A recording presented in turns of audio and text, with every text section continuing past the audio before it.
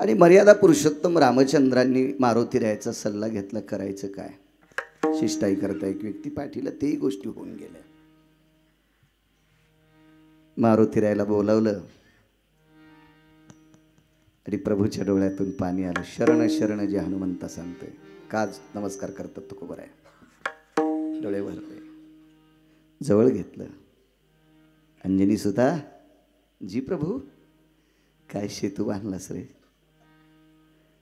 अरे सीतेचा शोध घेतलास रे, पण एवढी मोठी फौज याच्या नाकावर टिचून ठेवण्यासाठी या सेतूवरनं आली. हे सगळा पुरुषार्थ हनुमंता तुझा आहे. माझा चेहरा बारीक झाला, बारीक झाला, बारीक झाला. मर्यादा पुरुषोत्तम रामचंद्राने विचारलं, हनुमंता मी तुला असं काय बोललो? मी म्हणलो तू सेतू बांधलास, किती मोठा पुरुषार्थ. नाही प्रभू, शब्द वापस घ्या. सेतू मी नाही बांधला. सेतू बांधण्याचं काम नळ नावाच्या वानरानं केलं. नळ नावाच्या वानरानं. मी पर्वत आणले, मी मोठी मोठी पाषाण आणली, मी सगळी काही सामुग्री पोचली, पण पाषांतरंगायची ताकद मात्र नळात होती. गिरगावकराचं वाक्य नाही, तुकोबरायचं वाक्य.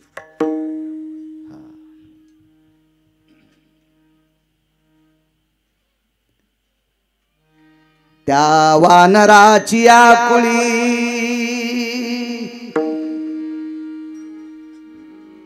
कथा कल्पतरू सांगतो. असा एक परमाधिकार महात्मा जन्माला, त्याचं नाव आहे नळ. घ्या बोलून, बोलावून घेतलं. विश्वाच्या मालकाचं दर्शन घेतलं आणि नळाचं हृदय, स्वतः नळाचं डोकं मर्यादा पुरुषोत्तम रामचंद्रांनी स्वतःच्या हृदयाला लावलं. महाराज ते चळचळ कापत होतं, चळचळ कापत होतं. कारण विश्वाचा बाप आपल्याला हृदयाशी घेतोय, एक आदरयुक्त भीती वाटत होती. आणि फार पूर्वीचा काळ इतका गोड होता. आता तो रामचंद्रांचा काळ आहे. माझ्या लहानपणी इतकी आदरयुक्त भीती होती, बिड्या ओढत होती माणसं, पण ज्याच्या इथं काम करतो त्या मालका देखता ओढत नव्हते. इतका आदर होता. आता इतका गोड आदर आहे, मालकालाच चुना मागत येत. ते मालकही भिकारचोट, त्याला बिडी मागत. काय सरा कारभार भिकारचोट झाला. आदरयुक्त भीती होती, आदरयुक्त. चळचळ कापलं ते खाली बसलं. लक्ष्मणजीनं सांगितलं, अरे काय तुला विश्वाचा बाप मिठी मारतोय? हो, तितका योग्य नाही मी, तितका अधिकार नाही माझा. मर्यादा पुरुषोत्तम रामचंद्रांनी सांगितलं, नळा काय तुझा पुरुषार्थ आहे? तुझ्या हाताने पाषांतरंगत. ठस ठस ठस ठस नळ रडत होता. गदगदून अंतकरण भरून आलं, डोळ्याच्या कडा ओल्या झाल्या. विश्वमालकाच्या चरणी दंडवत केला आणि प्रभू, पाषाण माझ्या हातानं तरंगतात, पण कृपा त्या मालकाची आहे.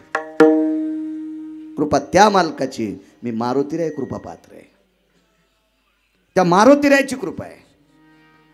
महाराज लक्ष्मणजीचा थोडासा गर्व शमन झाला. 8 वेळेला लहान्या मालकाचा गर्व वानरांनी शमन केला. वानरांनी. कधी कधी चांगलं वाचीचा, किंवा ज्यानं चांगलं वाचन केले त्याचं ऐकीचा. काय होतं माहिती आहे का? मोटरसायकलचा ड्रायव्हर चुकला 2च मरतील, जीपचा ड्रायव्हर चुकला 10-15 मरतील, एसटीचा चुकला 55 मरतील, रेल्वेचा चुकला 1000 मरतील, वक्ता चुकीचा भेटला कोटी मरतील. पाहुनी ग्रंथ करावे कीर्तन, शास्त्र म्हणेल ते सांडावे, ते राज्यही तृण मानावे, किंवा आधारा वाचून काय सांगशी कहाणी. आपल्या संप्रदायातल्या लोकांनी बचबच स्वतःच्या मत नाही मांडायचं, पुराणाचं मत मांडायचं. आपल्याला माहित नसेल, पहावे पुराणी, वाचायचं आपण.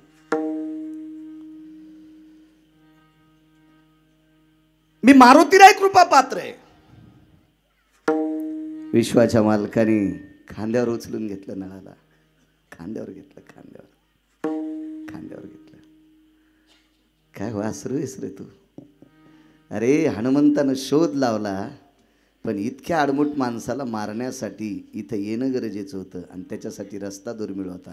तर तू केलास, तू केलास, तू केलास, तू केलास. भगवंताचा 75% दुःखाचा भाग संपिला तो नळ नावाच्या वानरानं. तुकोबराय म्हणतात, मी ज्याचं भजन करतो त्या जगाच्या बापाचं 75% दुःख बाजूला करण्याची ताकद ज्या नळ नावाच्या वानरात आहे. आणि नळ नावाच्या वानरात जर इतका पुरुषार्थ आहे तर त्याला मोठं करणारे मारुतीराय किती पुरुषार्थी असतील. म्हणून तुकोबराय पहिल्या कडव्यात शरण जातात.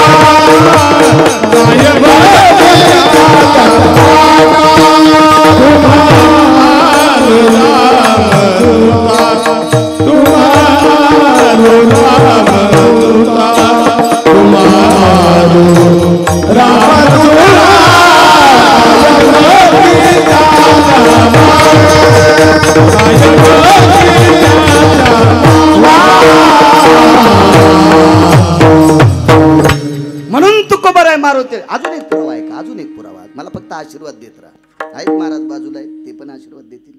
बोलन बाळ्यागिरी गावचा, मला इथून उचललं की येड्या बाळ्यात आणि मायात काही फरक नाही. कंबर बांधल्यावर हिशोबात आहे.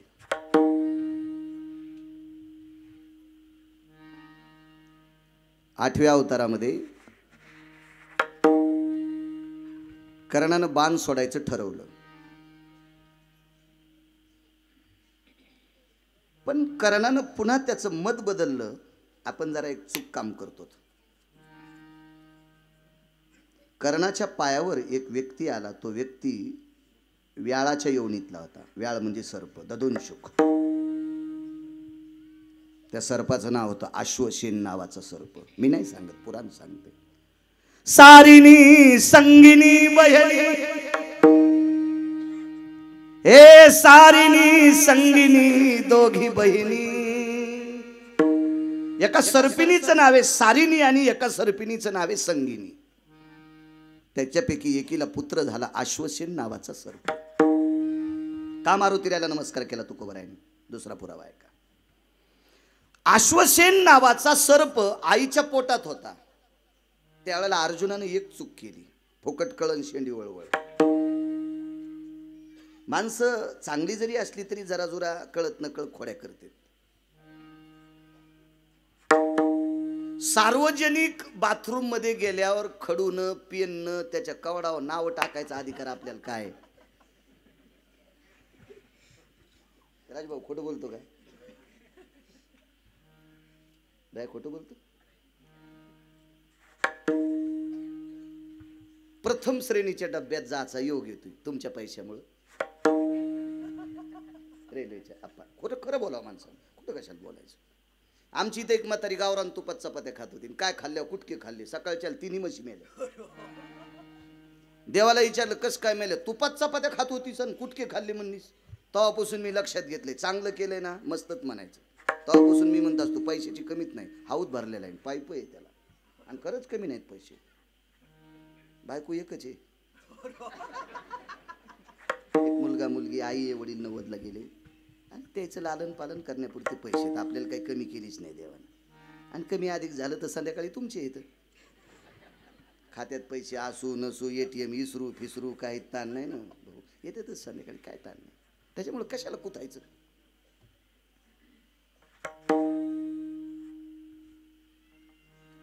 देहूतल्या मालकानं सांगितलं हक्तिया खोडी. वाचन पुढचा अभंग. बसल्या बसल्या काडी मोडीन, काही करीन, रेखाच ओढीन, काहीच करीन, बाथरूमवर नावच काढीन, काही काय नाना प्रकारचे खोड्या करते माणूस. अर्जुनाने एक खोडी केली. रस्त्याने एक सर्पिन चालली. ती सर्पिन बाणाच्या टोकावर घेतली, उचलली, फेकली. समोर अग्नी पेटलेला होता आणि ती सर्पिन त्या अग्नीत पडून जळणार. पण तिचं वात्सल्य उतू आलं. तिच्या लक्षात आलं काही वेळाला मला मुलाला जन्म द्यायचा आहे आणि याच्या सगळं आता मी मरणार आहे. वरी उडाल्याबरोबर तिनं मुलाला जन्म दिला आणि ती अग्नीत पडून जळून गेली. पण माय जळताना जन्माला आल्याबरोबर माय जळताना पाहिली अश्वसेन नावाच्या सर्पानं आणि जाळणाराही अर्जुन बघितला. त्या दिवसपासून निर्णय केला मी याला एके दिवशी संपीनच. याला हाडवैर म्हणायचं. हाडवैर हाडवैर हाडवैर. महाराज जरासंध हा मेल्यावर सुद्धा पांडवाच्या विरोधात होता. मेल्यावर सुद्धा. हाडवैर कशाला म्हणायचं माहिती का? जरासंधाच्या अस्थी कोण्याच गंगेत विरळत नव्हत्या. जरासंधाच्या अस्थी सांगलेल्या गांधार देशाचा राजा होता हरामखोर. गांधार देशाचा राजा नालायक मूर्ख होता शकुन्या. आणि या शकुन्यानं अस्थी घासल्या, तोडल्या, त्याच्या 4 गोट्या तयार केल्या. त्या गोट्या होत्या लुडोच्या. शास्त्राच्या भाषेत त्याला सोक्ती म्हणतात. चौघडियाच्या खुना 4ही अस्थी जाना तो जरासंग.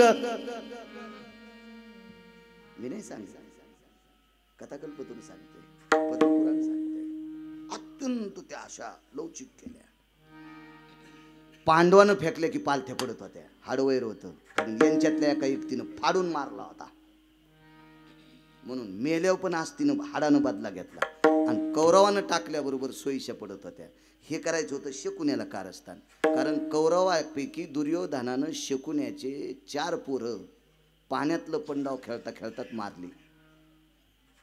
दुर्योधनाला पोहता चांगलं येत होतं आणि म्हणून शकुनी बहिणीच्या घरच्या भाकरी खाल्ल्या आणि त्याने विचार केला आपल्या बहिणीचं एकही जिथं ठेवायचं नाही. हितचिंतक शत्रू.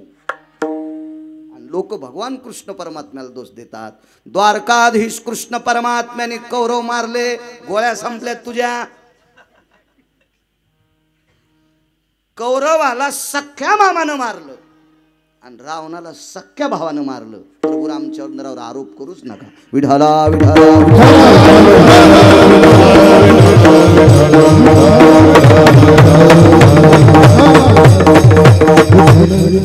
महाराज चूक केली अर्जुनानं. त्यावेळेस पासून अश्वसेनानं एवढं अंतःकरणात जलुशी ठेवली मी याला कधी मारीन कधी मारीन कधी मारीन.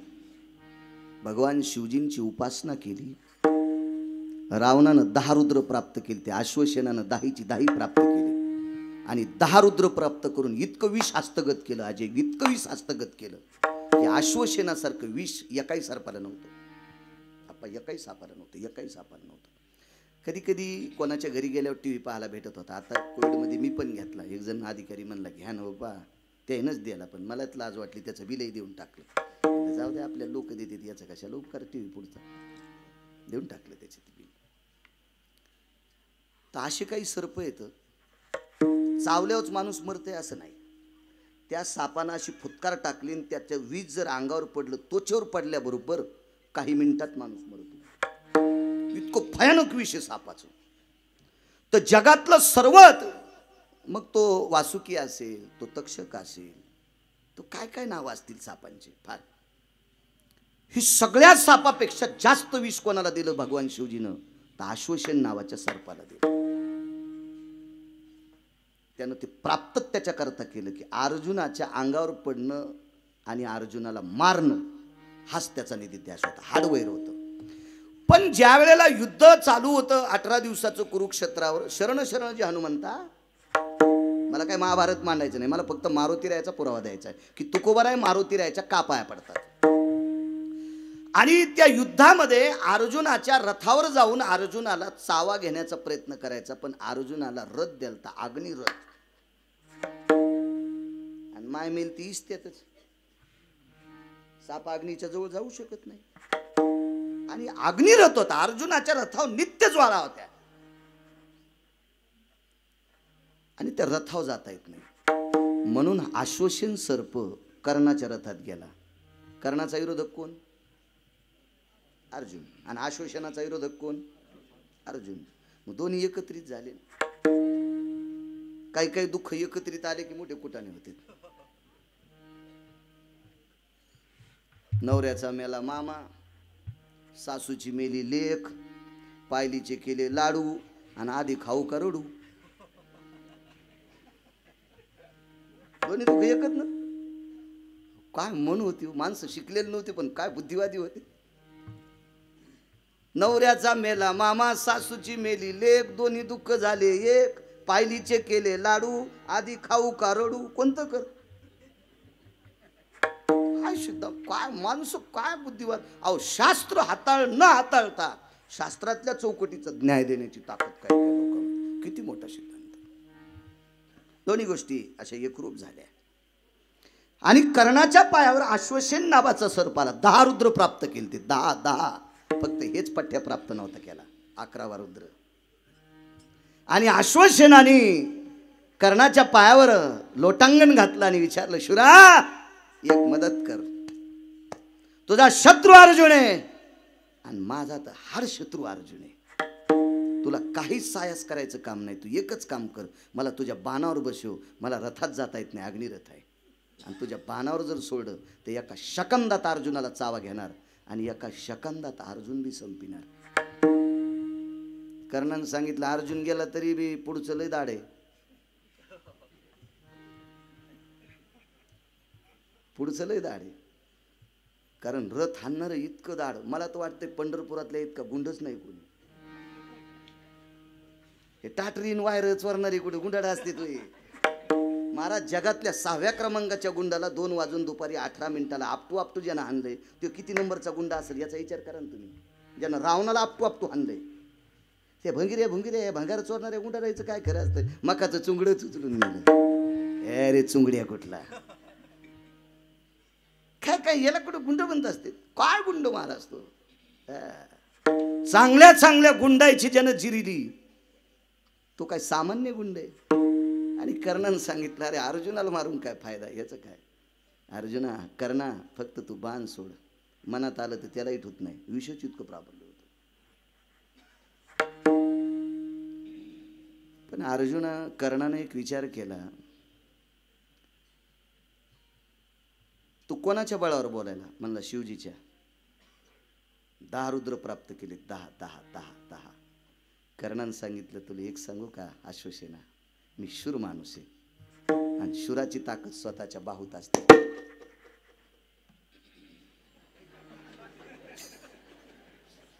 पठ्ठ्या गेले. वा. आमच्या इथं कुत्रं होतं नाही. माणसं पुन्हा लय आगाव आहेत ग. ते म्हणले तुम्हाला वर्णन केलं पण उपमा कुत्र्याची दिली. हे लय आगाव बैल येत. यावा हळदीत डुक्कर येणं धरणं संगच. आणि मग नंतर एक जणांना आम्हाला कुत्रं दिलं. 1.5 लिटर दूध पित होतं.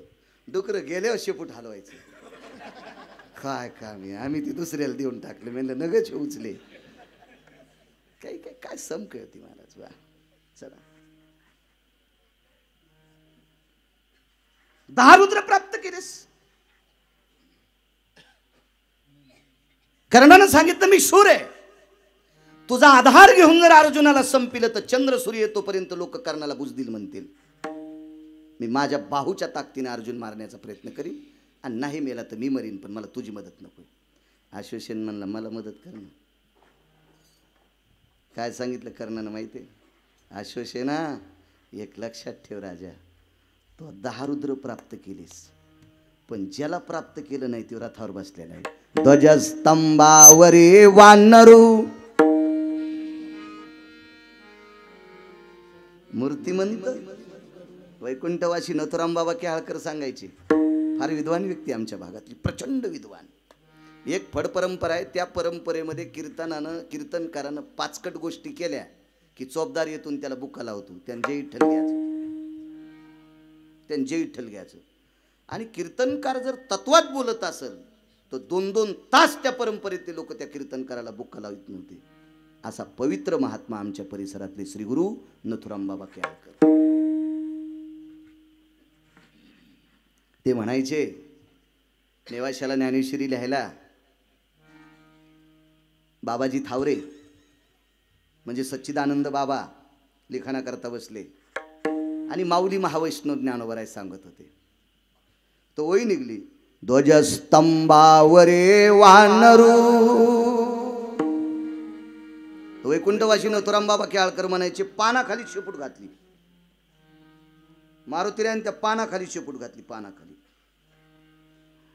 ज्ञानोबरायाने असं पाहिलं, अंजनी सुद्धा काही ताण घेऊ नका, मूर्तिमंत शंकरू. खळाखळा डोळ्यातून पाणी आलं. काय आदर आहे ज्ञानोबरायाच्या अंतकरणात माझ्याविषयी, काय आदर आहे. कारण मोठ्यांची वाक्य फार धैर्यशील असतात महाराज. कधी कधी दर्जेदार लोकांचं ऐकायचं शिका ना. कीर्तनात पाचगट गप्पा ऐकल्यानं ज्यानं पाकिट दिले ते हरामखोराला नरक असतो. 1 नंबरचा. 2 नंबरचा नरक कोणाला माहितीये का? ऐकणाऱ्याला. आणि 3 नंबरचा नरक कीर्तनात पाचगट गप्पा सांगणाऱ्या कीर्तनकाराला. सटाक्या सांगायची जागा नाही, अद्याप नाही. चला, होत असेल चूक थोडीफार, पण मंडपाला झालर असावी. किती असावी? तितकीच. ती जर जमिनीपर्यंत ठेवली तर त्याला पडदा म्हणतात. जेवताना लोणचं किती असतो गंधावाले? किती लोणचं असते? वाटीभर. हात धुणं सर्दी होणं संगच होईल ना, आहे का? थोडस लोणचं असं, थोडस लोणचं असं जगते, थोडस फारसं नाही.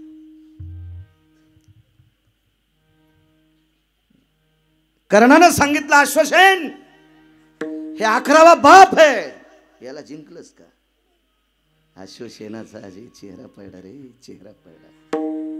काय करू म्हणे, या बापाला जिंकला असतं तर अर्जुन कवच संपला असता. तुकोबरायचं अंतकरण गदगदलं, गदगदलं, गदगदलं महाराज. महाराज जर अर्जुन संपला असता ना तर पंढरपुरातल्या मालकाला आनंद नव्हता. का आनंद नव्हता? अर्जुनही एक वारकरी होते. अर्जुन झोपी गेल्याच्या नंतर अर्जुनाच्या अंगावरची रोम कृष्ण कृष्ण म्हणत होते. तशी पांडव भजनच करत होती. पाहती पांडव अखंड वनवा,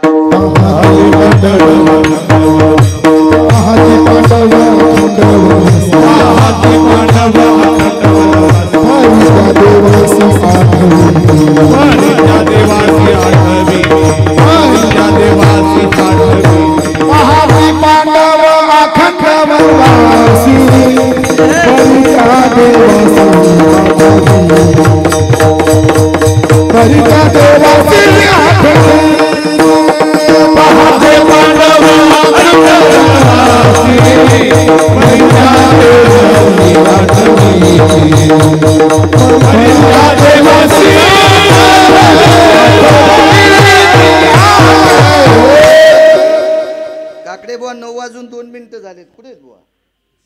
याचं कसे आप्पासाहेब कौरक चोल द्यायचं. बर बर बर, चांगले मुकदम येत. बर बर बर बर. पांडव भजन करणारी होती आणि म्हणून पंढरपुरातल्या मालकानं लक्षात घेतलं की अशी सात्विक माणसं या देशाला राजा व्हावे. आणि तो जाता. आणि दुसरी गोष्ट, बहीण देईल तिने पुन्हा काय ग पळी झळकतीनं आपलं तुपलं ओळखी. दुसरं एक कारण सांगू का? श्री गुरु ज्ञानसूर्य रंगनाथ गुरुजी परभणीकर म्हणायचे, अर्जुन मरू नये फक्त द्रौपदीसाठी देवाला वाटत होता, बहिणीसाठी नाही. माझं वाक्य नाही बरं, गुरुजींचं वाक्य. गुरुजी म्हणे ज्ञानसूर्य राजराजेश्वर शास्त्री बुटासगट लोटांगण घालत होते, असा महाराष्ट्रात सूर्य जन्माला आला. ज्ञानोबारायच्या नंतर ज्ञानोबाराय कोण असतील तर रंगनाथ गुरुजी होते. विठाला विठाला विठाला.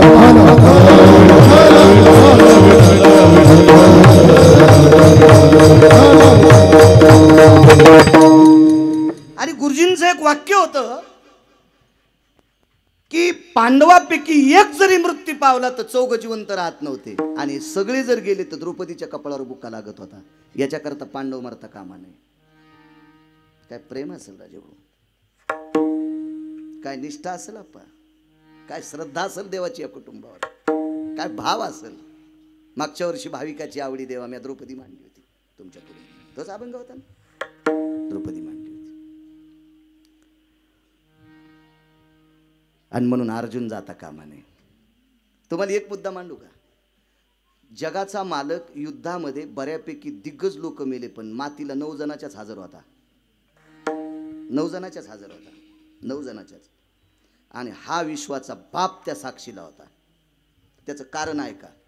9 जणांच्या अंत्यविधीला असताना एक अत्यंत प्रचंड मानवी सिंह, अर्जुनाचे सुपुत्र, काय नाव होतं त्यांचं, अभिमन्यू मृत्यू पावला. त्यावेळेला शोक व्यक्त केला, पण हृदयातून, डोळ्यातून नाही. पण कर्ण ज्या वेळेला कर्णाचं पार्थिव चंदनाच्या लाकडावर टाकलं, त्यावेळेला विश्वाचा बाप मशानात रडत होता. आणि या मंदिरातल्या मालकांनी दोघांचा चेहरा पाहिला. अर्जुनाचा चेहरा खिन्न नाही, प्रसन्नतेचे वलय नाहीत, अप्रसन्नतेचे वलय नाहीत, चिंतातूर नाही. आणि विचार केला मारुतीरायानं, दोघांना मिळून मारलाय. कर्ण कोणी मिळून मारला? दोघांना मिळून मारलाय. आणि अर्जुनाचा चेहरा पाहिला तर प्रसन्न नाही, अप्रसन्न नाही, दुःख नाही, सुख नाही, काहीच नाही. आणि जन मारायला लावलाय ती रडायलंय. मारायला कोणी लावलाय? पंढरपुरातल्यानं. आणि ती रडायलंय. मारुतीराय महाराज बुद्धिमत्तान वरिष्ठ. मारुतीरायच्या बुद्धीला कोणी डोकत लावायचं नाही. अत्यंत प्रचंड विद्वत्ता. हो, मग असं का?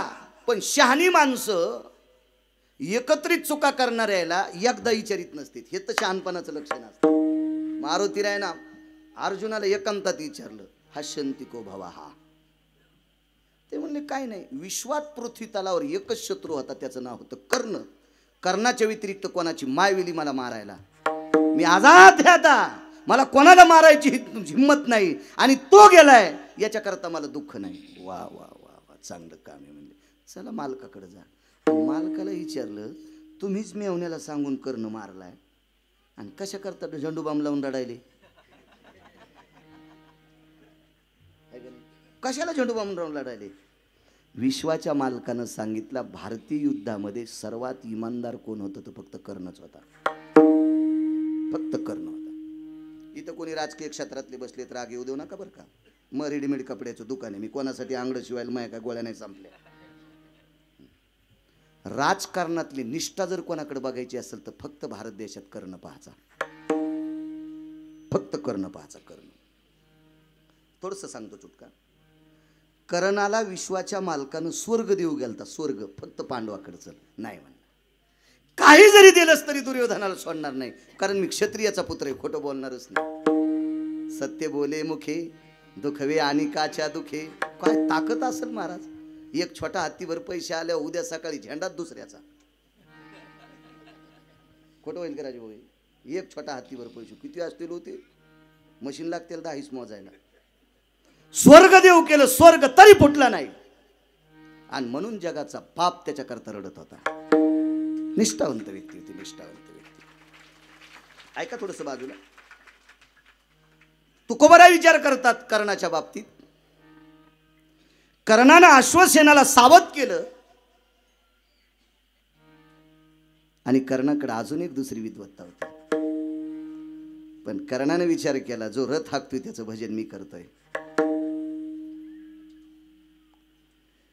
जो रथ हाकतोय तो माझ्या आईचा भाचा आहे.